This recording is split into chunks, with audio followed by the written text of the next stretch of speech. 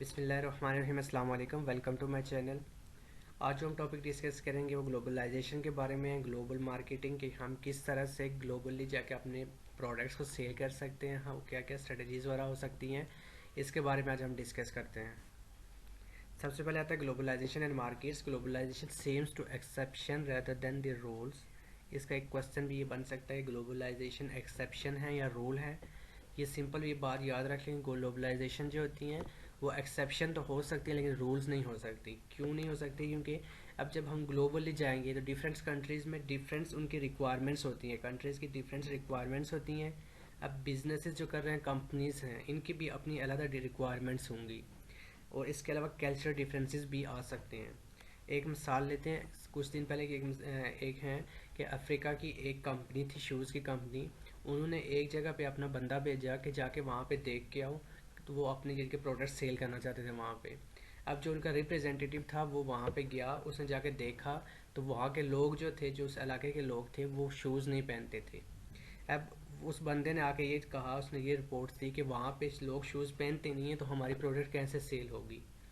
कुछ अर्से के बाद दूसरा बंदा गया वहाँ पे, दूसरा रिप्रेजेंटेटिव गया, उसने जाके सब जगह देखा और अपने जाके वापस ये रिपोर्ट दी कि वहाँ पे लोग शूज़ नहीं पहनते, वहाँ पे कोई आउटलेट्स नहीं है, तो हम अगर वहाँ पे जाके अपनी कंपनी के शूज़ बेचेंगे तो वो बेहतर बिकेंगे। अब देखें, इन दोनों की परसेप्शन डिफरेंट है, इसलिए ये एक्सेप्शन हो सकती है लेकिन रूल्स नहीं हो सकता। नेक्स्ट हमारे पास आता है मार्केट सेगमेंटेशन आती है। अब जब हम कोई प्रोडक्ट्स बनाएंगे और जब हमने इसको मार्केट में लाना है, तब हमने कुछ सेगमेंट्स बनाने हैं मार्केट में अकॉर्डिंग टू कस्टमर्स, अकॉर्डिंग उनके एज के मुताबिक बनाएंगे, इनकम देखेंगे, उनकी रेस, एजुकेशन वगैरह देखेंगे, तब हम अपनी मार्केट किस की सेगमेंटेशन करेंगे। सबसे पहले आता है identify distinct group of consumer whose purchasing behaviour differ from other in importance वे।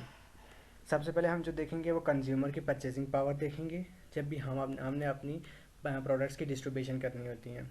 उसके बाद हम देखेंगे उनके टेस्ट वाला देखेंगे। हम ये होता है कि कुछ कस्टमर्स ये होते हैं, उनको कुछ ऐसी प्रोडक्ट्स पसंद होती हैं, कुछ को नहीं होती, कुछ को स्पाइसी खाने में पसंद होते हैं, कुछ को नहीं होता। इसलिए हमने सबसे पहले ये सब देख के उसके बाद अपनी प्रोडक्ट की डिस्ट्रीब्यूशन करनी होती है।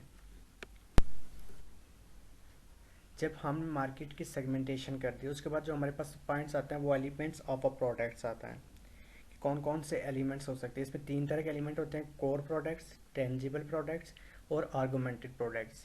अब इनको वन बाय वन देखते हैं। सबसे पहले कोर प्रोडक्ट्स होती क्या हैं? कोर प्रोडक्ट्स वो होती हैं जो हमारी प्रॉब्लम को रिसॉल्व करती हैं, वो कोर प्रोडक्ट्स होती हैं। फॉर एग्जांपल होटल की मिसाल लेते हैं, तो होटल का मेन मकसद जो होता है वो हमें आराम देना होता है। आराम जो देना होता है ये कोर बेनिफिट्स में आएगा। होटल का मेन मकसद आराम, हमने आराम करना होता है वहाँ पे। अब जो दूसरा आता है हमारे पास टेंजिबल प्रोडक्ट, जिस होटल में हम रह रहे हैं उसका रूम भी साफ़ सुथरा होना चाहिए और जो प्रोडक्ट्स हम यूज़ कर रहे हैं वो भी साफ़ सुथरी होनी चाहिए। ये हमारे पास टेंजिबल प्रोडक्ट्स में आएंगे।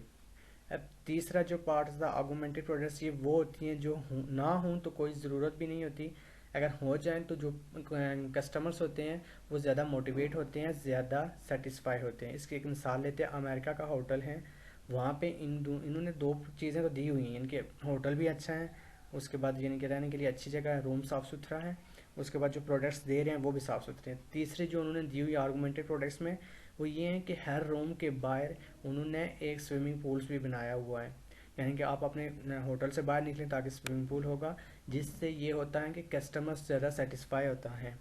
अब अमेरिका में ये आम बहुत से होटलों में इस तरह से किया जाता है। ये हमारे पास एलिमेंट्स ऑफ प्रोडक्ट्स आते हैं। अब जो डेवलपिंग कंट्रीज़ होती हैं वो सिर्फ दो एलिमेंट्स ही यूज़ करते हैं, कोर बेनिफिट्स और टेंजिबल प्रोडक्ट्स।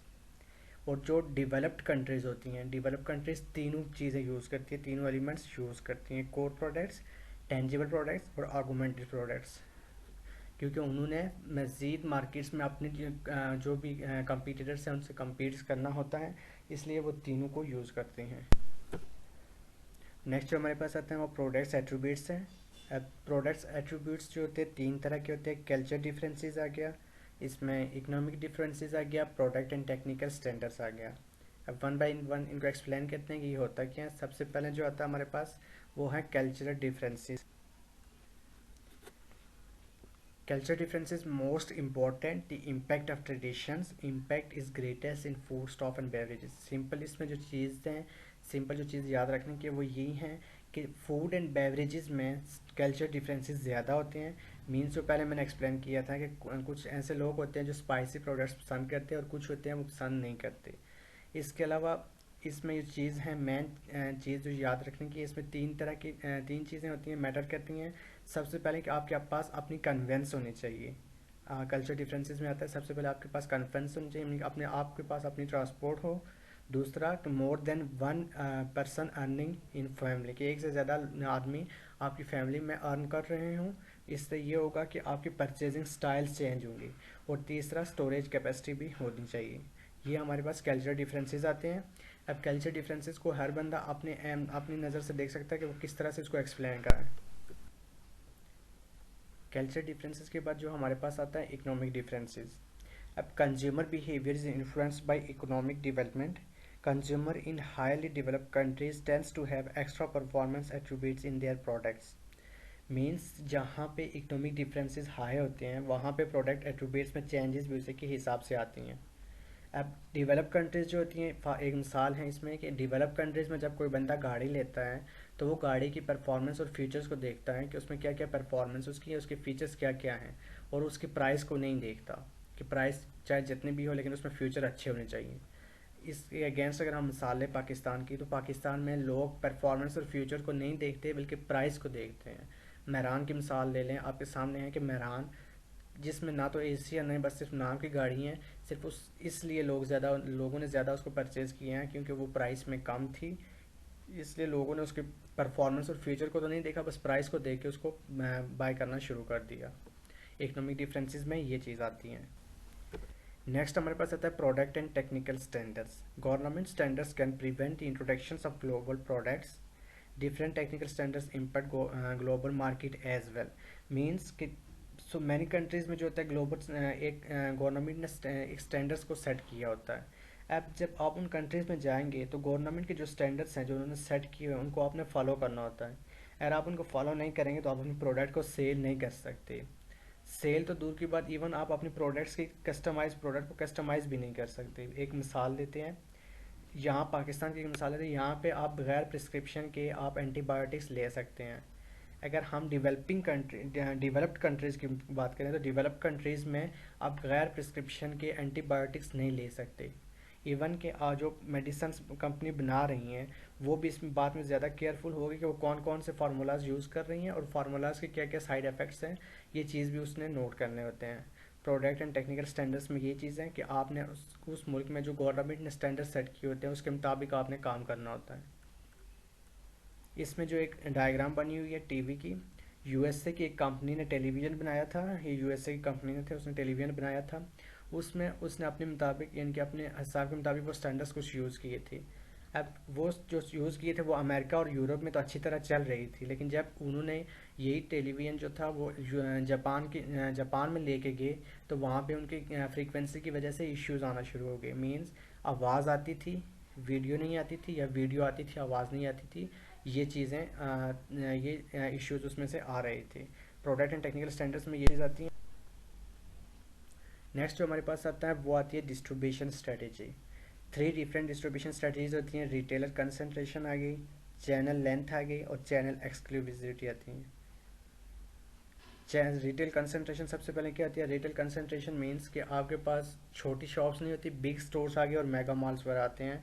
ये चीज़ें होंगी आपके पास, तो वहाँ पे आपका होलसेल का रोल्स कम होगा और मैन्युफैक्चरर और रिटेलर का रोल ज़्यादा होगा। अब यूएसए और यूके में ज़्यादातर रिटेल कंसंट्रेशन सिस्टम ही फॉलो करते हैं।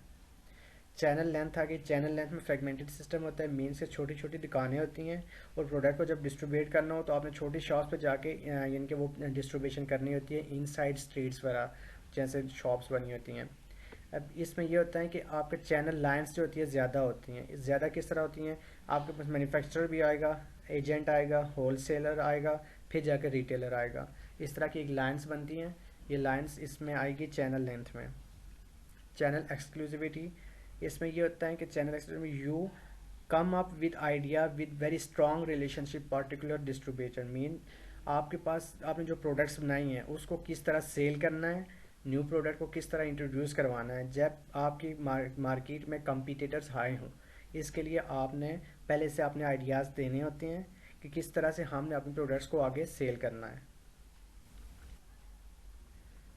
लास्ट जो हमारे पास आता है वो टाइपिकल डिस्ट्रीब्यूशन सिस्टम्स आता है। जो पीछे मैंने एक्सप्लेन किया है ये सब सेम वही चीज़ है, डायग्राम में शो किया हुआ है कि मैन्युफैक्चर इनसाइड द कंट्री हो तो वो किस तरह से अपने प्रोडक्ट्स को डिस्ट्रीब्यूट करेगा, मैन्युफैक्चर आउटसाइड द कंट्री हो तब वो किस तरह से करेगा। इसमें मैन्युफैक्चर इनसाइड्स हो तो वो होलसेलर डिस्ट्रीब्यूटर को देगा, रिटेल डिस्ट्रीब्यूटर्स आ गया, फाइनल कस्टमर्स आ गया।